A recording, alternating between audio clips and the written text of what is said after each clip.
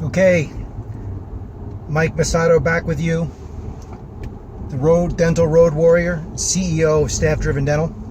I had to get this in today. It's a Friday and I'm fired up, and I had to record this because I'm hearing on the radio, happens to be around the time we're hearing about the word hope a lot. As in, I hope, you better hope there's no recordings. I hope I can count on your loyalty, etc. I hope you can forget about this in terms of the investigation, stuff like that. So anyway, I want to talk about hope as a word because I hear this word a lot in coaching, and it's actually a very bad word to be using. Why is that? I'm not saying hope in and of itself as a concept is a bad thing, but when you're using it as a word in your vocabulary in order to achieve success, it's not a good thing. As in, I hope we're going to hit our goals this month. So let me talk about my 3 favorite words that I always bring up in my program. And there's more than 3, but these are my top 3 favorite words. And I'm being facetious right now because they're not my favorite words. You should take them out of your vocabulary if you ever want to be more successful than you are right now. And those big 3 words that I can't stand hearing all the time are hope, try, and pray.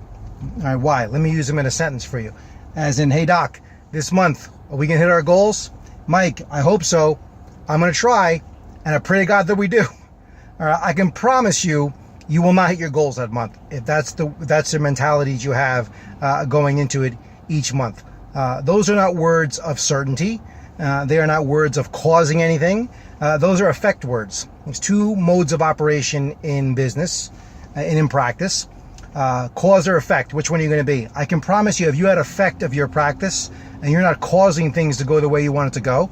In other words, let's take money for an example. If your plan is, let's see what the mailman brings today in terms of insurance checks to make our goal, that's an effect position. As opposed to a causative approach where we have a morning huddle, we get together as a team, we figure out how we're going to cause X amount of dollars to happen today so we meet our financial goal. That's just one example. All right. So again, which are you going to be? Are you going to be a causative person or an effect person? And hope, try, and pray are all words of effect, leaving things to chance, leaving things to luck, which will not get you where you want to be. Other words I put in that category are probably, maybe, perhaps, might, but you never know. These words are just not going to get you where you want to be. So I coach people about being causative and making things happen, and that's a much better way to approach a practice and make things happen.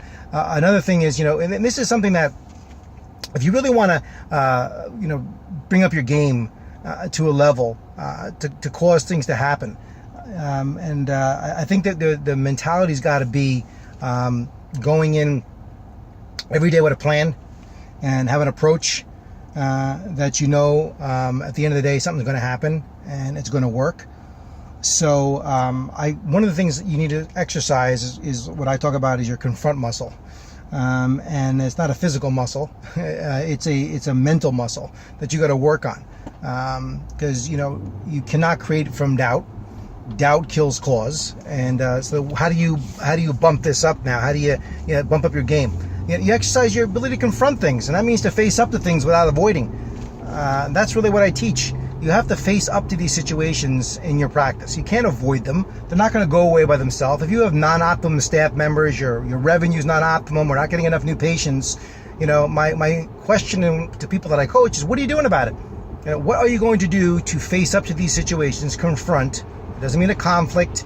It doesn't mean something adversarial. It means simply to face up to these non-optimum situations and do something about them. And that's something really that's a causative approach. When you're going out, a lot of times, what's the opposite of confront? Avoid. We're masters of avoiding. We live in an avoid world. No one wants to face up to anything.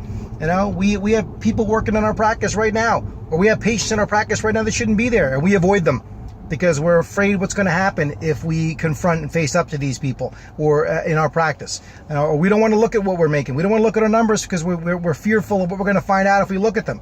You don't want to confront the numbers. All right. So there's many ways you can confront in your practice, but you got to practice this.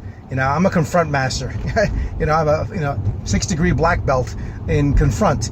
Because as a coach, that's what you have to do. You have to go into situations that are not optimum, and you have to confront them, and people that are not avoiding them, and take them head on. And that's when change is going to happen. All right? Nothing positive is going to happen from affect. Nothing is going to happen from avoid. The only way you're going to get where you want to be in practice is to confront. All right. Now, coaching helps on that. Having someone to be in your life, looking over your shoulder, holding you accountable. Accountability is a big thing, because a lot of us that are listening to this right now don't have someone in our lives that are holding us accountable. So if you don't succeed, if you're not happy and you're not getting success in your practice, who's there to say, hey, you're not making it, you're not doing it? Who's holding you accountable for making it happen or not making it happen? And that's really where coaching comes in. There's one thing, you can consult, and I do a lot of consulting. That's kind of telling people what to do. But coaching really helps get up here in this part. I'm at a red light, so I can touch my head, all right, when I'm driving. You have to get into your people's heads, and you need to really look at what's going on in there. And that's what coaching does. Get you out of your head, get into the game. Okay, so that's my final words of wisdom today. Get out of your head, get into the game, cause something, confront situations, make things happen. All right, get guidance to get you there. There are ways to get there. I can show you on the path. Get someone in your life that's going to help you get on that path in practice to be more successful, and not leaving it to hope, try, and pray. Hope that was helpful. I'll be back with another edition soon. And Dental Road Warrior Mike Masato signing out.